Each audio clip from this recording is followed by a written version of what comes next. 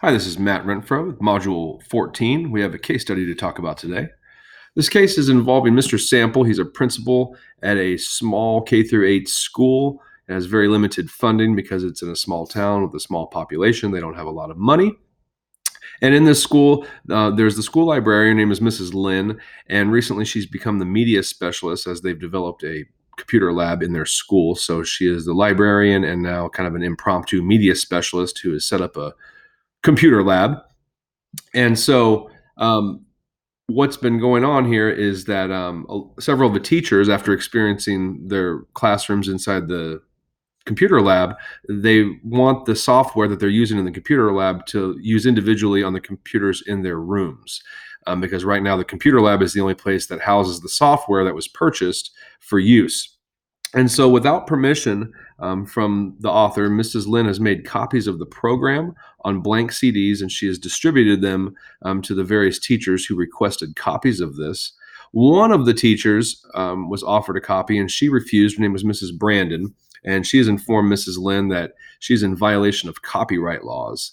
And so, after that, Mrs. Lynn, she expressed no concern about this copyright violation. She said that they needed to stretch their money because they don't have much, and this is a great way to do it.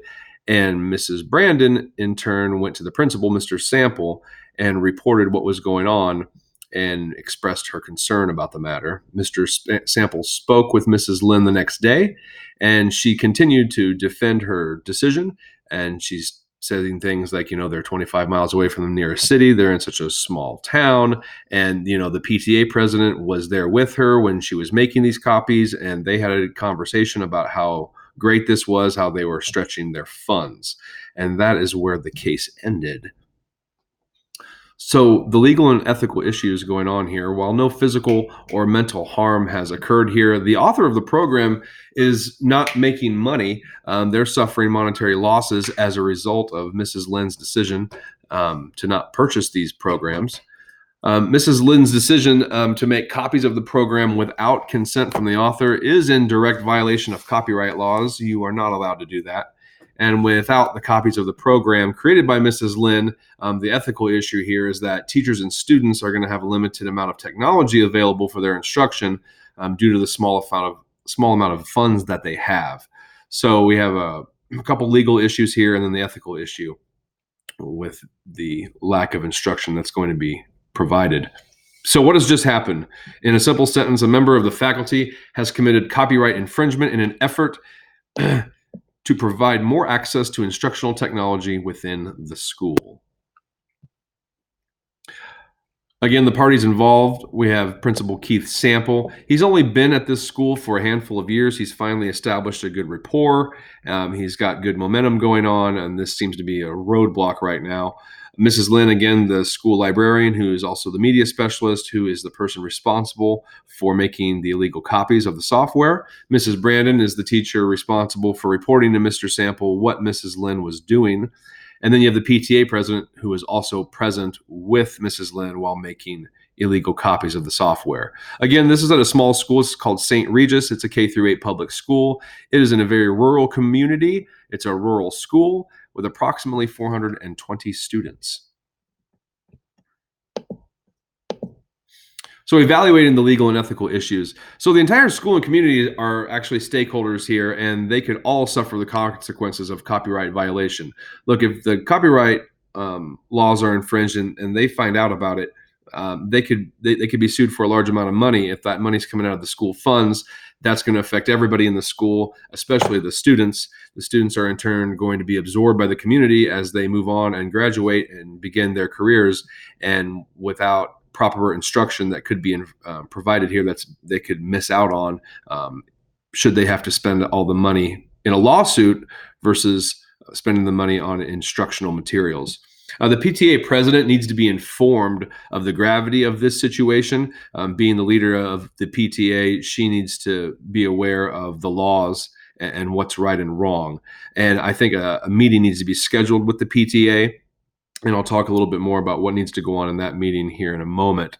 All the software that was copied without authorization must be confiscated immediately, and no further copying or distribution of this should occur at this time. So the options and consequences. I see that we have two options. Option number one, we can keep allowing Mrs. Lynn to make unauthorized copies of software for the teachers in the building. There are advantages to that. Students will have increased accessibility to instructional technology. Teachers have an increased amount of tools to use for instruction.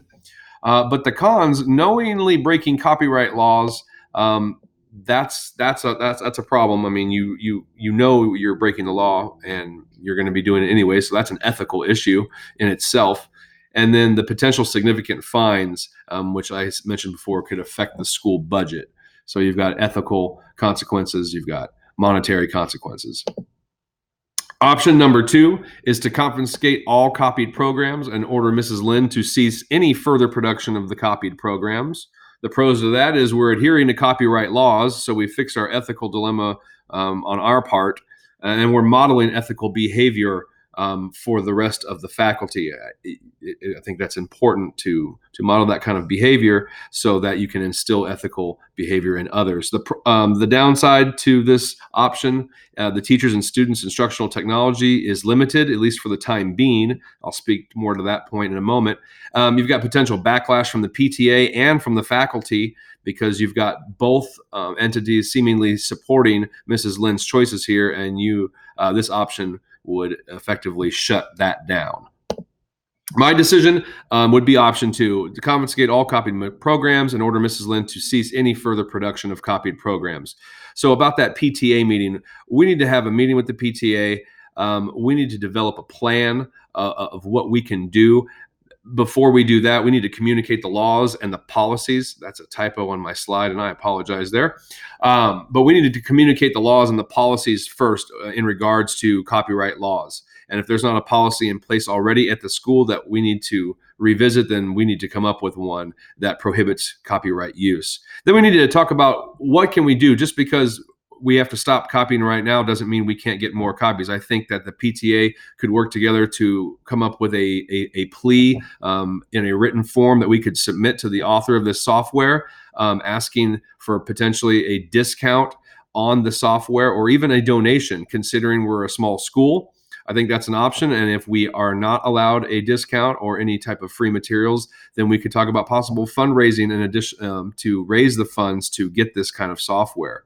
Mrs. Lynn, we need to speak with her personally and discuss with her and tell her that we've come up with a plan in the PTA and remind her that these are it's against the law to do what she's been doing. We need to speak with Mrs. Brandon personally, let her know that the situation is being addressed so she can rest assured that is going to be dealt with. And then I think we need to have a faculty meeting, and we need to communicate the laws and the policies that we revisited in the PTA meeting. And then we want to discuss with the faculty and share with them our plan moving forward. What did the PTA and I come up with as a solution to get the software in the classroom that we're trying? We want to provide that for the teachers and for the students. We just can't do it this way. So that is my summary and analysis of the case study. Thank you.